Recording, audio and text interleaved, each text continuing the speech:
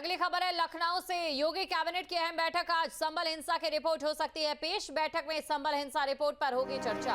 आगे की कार्यवाही पर हो सकता है फैसला। न्यायिक रिपोर्ट के आधार पर हो सकता है फैसला। कई बड़े प्रस्तावों पर भी मुहर लग सकती है। देखिए, आज कैबिनेट की बैठक रहने वाली है, लेकिन कैबिनेट की रूटीन बैठक होती है, लेकिन आज की बैठक क्यों खास है ये आपको बता दें, क्योंकि संभल हिंसा की जो रिपोर्ट है उस पर फैसला लिया जा सकता है। संभल हिंसा रिपोर्ट में जो चीजें निकलकर सामने आई थी वो बिल्कुल भी इग्नोर नहीं की जा सकती, उन्हें नजरअंदाज बिल्कुल भी नहीं किया जा सकता है। और यही वजह हो सकती है कि आज कोई बड़ा फैसला भी लिया जा सके। आगे की कार्यवाही पर बड़ा फैसला हो सकता है। न्यायिक रिपोर्ट के आधार पर निर्णय हो सकता है। ये बड़ी खबर आपको हम बता रहे हैं। हालांकि बात विपक्ष की करें तो विपक्ष जो हिंदुओं का पलायन हुआ है उसे कहीं ना कहीं रोजगार से और सुरक्षा से जोड़कर देख रहा था, और विपक्ष का ही ये सवाल था। अब विपक्ष के इस सवाल का अपनी इस कैबिनेट बैठक के जरिए सीएम योगी आदित्यनाथ क्या जवाब देते हैं, इस पर हमारी नजर बनी रहेगी। संभल रिपोर्ट में क्या था, क्यों इसकी इतनी चर्चा हो रही है? सबसे पहले संभल हिंसा का पूरा मामला आपको बताते हैं। आपको ये जानकारी दे दे, जो संभल में जामा मस्जिद है उसमें ये दावा किया गया था कि वहां पर पहले मंदिर था। ऐसे में एसआई की टीम जब वहां पर सर्वे के लिए पहुंचती है, लोगों की ओर से पत्थरबाजी की जाती है। हालात वहां पर पूरे तरीके से बिगड़ जाते हैं, कई लोगों की मौत भी हो जाती है। उसके बाद संभल की जो न्यायिक रिपोर्ट है वो पेश की जाती है, जिसमें अहम खुलासे हुए हैं। दंगों और तुष्टीकरण की वजह से वहां पर डेमोग्राफी तेजी से बदल रही है, और दंगों में हिंदुओं का टारगेट करने की वजह से यहां पर पलायन बार बार हो रहा है। और साथ ही आजादी के बाद से अब तक संभल में 16 बार सांप्रदायिक दंगे हो चुके हैं, हिंसा हो चुकी है, और इन दंगों में अब तक 213 लोगों की मौत हो गई है। मरने वालों में 209 हिंदू हैं और 4 मुसलमान। ये अंतर आप देख सकते हैं। और जब ये अंतर कहीं निकलकर सामने आता है तो जाहिर तौर पर डर उस समुदाय में रहेगा। 1948 में 6 लोगों की मौत हुई। वहीं बात अगर 1958 की करें, 1976 की करें तो 7 लोगों की मौत हुई है। 1978 के दंगों में 184 लोग मारे गए थे, और इसके अलावा 1980 के दंगों में 1 की मौत हुई है। वहीं दूसरी तरफ बात अगर हम करें 1982, 86, 92, 95 और 2019 की, तो यहाँ पर तब भी संभल में दंगे हुए थे।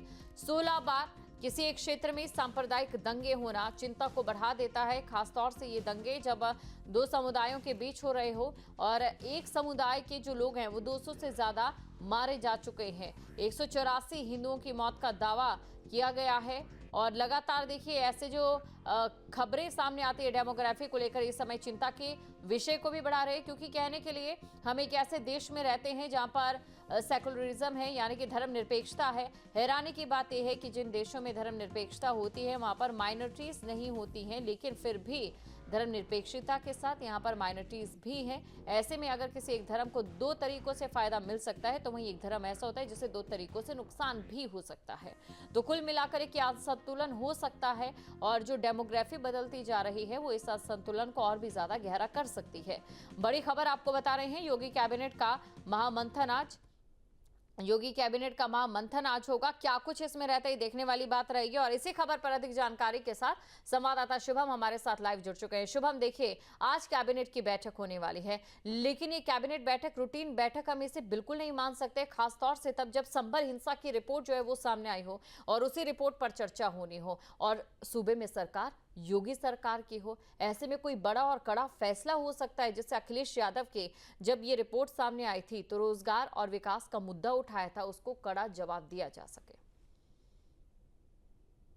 जी बिल्कुल, देखिए कि आज उत्तर प्रदेश की योगी सरकार की कैबिनेट बैठक है। सबसे महत्वपूर्ण बात इस कैबिनेट बैठक में आज ये है कि संभल रिपोर्ट इस बैठक में पेश की जा सकती है। साथ ही साथ इस मुद्दे को लेकर के जब से आयोग की टीम ने मुख्यमंत्री योगी आदित्यनाथ को जांच रिपोर्ट अपनी सौंपी, उसके बाद से इस मुद्दे को लेकर के सियासत जारी है। और ऐसे में आज जब कैबिनेट बैठक होगी तो इस कैबिनेट बैठक में भी ये रिपोर्ट पेश की जाएगी। साथ ही साथ महत्वपूर्ण चीज़ें इस बार की इस कैबिनेट बैठक में बताया जा रहा है, जो महत्वपूर्ण चीज़ें रहने वाली हैं वो ये है कि आज सबसे पहले सूत्रों के मुताबिक जो जानकारी आई कि न्यायिक आयोग की रिपोर्ट कैबिनेट के समक्ष रखी जाएगी। साथ ही साथ नई निर्यात नीति, आउटसोर्स सेवा निगम के गठन, पैतृक संपत्ति के बंटवारे के लिए रजिस्ट्री अब 5000 शुल्क पर किए जाने के संबंधी प्रस्ताव समेत तमाम महत्वपूर्ण प्रस्ताव रखे जाएंगे।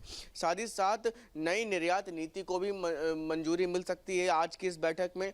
और इसके अलावा आउटसोर्सिंग कर्मचारियों के हितों में भी संरक्षण और उनके शोषण से बचाने के लिए भी एक निगम बोर्ड गठन करने के लिए भी मंजूरी दिलाई जा सकती है। 2030 तक नई निर्यात नीति 5 साल के वर्ष तक के लिए होगी और साथ ही साथ आने वाले दिनों में करीब लखनऊ और कानपुर के लिए 100 इलेक्ट्रॉनिक बसेस के लिए भी आज प्रस्ताव आज इस बैठक में लाया जा सकता है। गौरतलब है उत्तर प्रदेश की सरकार, योगी सरकार लगातार उत्तर प्रदेश के लोगों के लिए विकास से संबंधित बहुत सारी ऐसी योजनाएं लाने का प्रयास कर रही है और यही वजह है कि आज के इस कैबिनेट बैठक में भी महत्वपूर्ण प्रस्ताव इस बैठक में लाए जा सकते हैं जो प्रदेश के विकास की गति को तेजी के साथ आगे बढ़ाने का काम करते हुए नजर आएंगे। जी बिल्कुल, शुक्रिया तमाम जानकारी को दर्शकों तक पहुंचाने के लिए। शुभम।